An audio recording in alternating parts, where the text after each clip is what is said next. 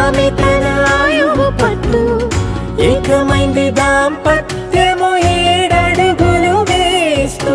నాలో సగం నీవంటూ నీలో సగం నేనంటూ జనుమలు జతపడువలపుగ ఇరు మనసులకొక తలపుగ కలగలిసిన ఒక తను. శతమానం భవతి